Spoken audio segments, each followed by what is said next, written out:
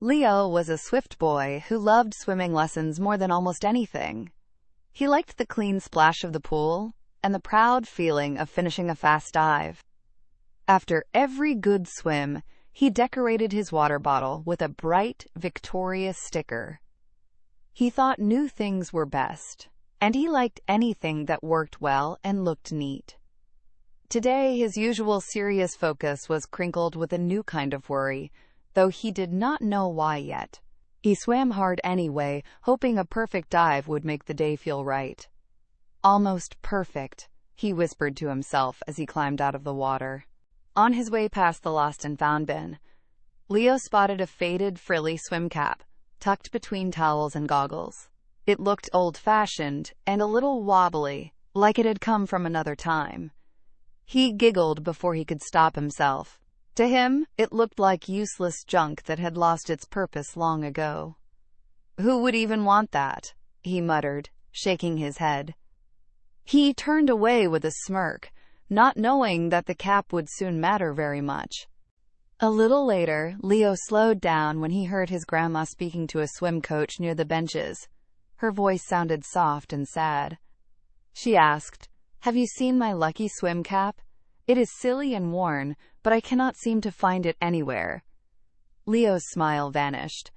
The words landed in his heart like a heavy pebble, because he knew at once that the silly cap was the same one he had laughed at just moments before. He looked at Grandma's face and felt his cheeks grow hot with shame. Leo rushed back to the lost and found, his heart bumping fast. He wanted to grab the cap before Grandma noticed it was missing for good. But the bin was already being sorted with strict labels, and the cap had been sent to the donate pile because it seemed too worn to keep. Leo stared at the pile and felt even smaller than before. "Maybe I only notice things after I lose them," he thought, staring at the faded edge of the cap's ribbon. He felt embarrassed, guilty, and very alone. Then, from the bottom of the bin, Leo noticed a dusty old whistle he had almost ignored. It lay there, like a tiny forgotten friend, and when he picked it up, it seemed to hum with a tired little voice. "That is the world rule of forgotten things," the whistle seemed to whisper.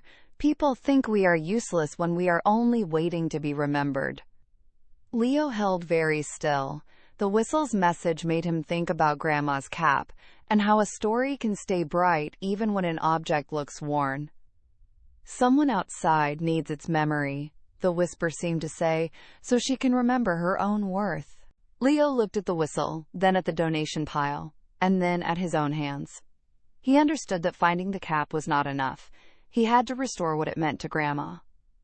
That meant admitting he had been careless, and that he had judged something precious by its faded outside.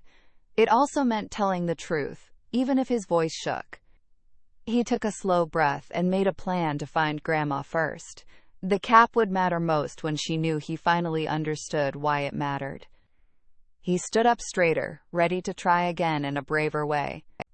Leo found Grandma near the locker benches, and his knees felt wobbly as he walked up to her. He took a deep breath and told her everything: the laugh, the wrong judgment, and the cap in the donation pile. "I was careless," he said. "I did not understand that your cap was important because of your happy memories." Then he added a small, bright sticker to the worn band he had saved, pressing it on carefully like a promise to be gentler from now on. Grandma listened without interrupting, and Leo could see her eyes soften as he spoke. Grandma held the cap in both hands for a moment, and then she slipped it on with a smile that made her whole face shine. It was still old and frilly, but now it looked like a treasure because it was loved. She touched Leo's cheek and said, "Thank you for bringing back my memory." Leo smiled back, feeling something warm and steady inside him. He understood at last that love can make even the oldest things sparkle, and that some treasures are precious because they carry shared stories. As Grandma tucked the cap in place, Leo's own heart felt lighter than a splash of summer water. The end.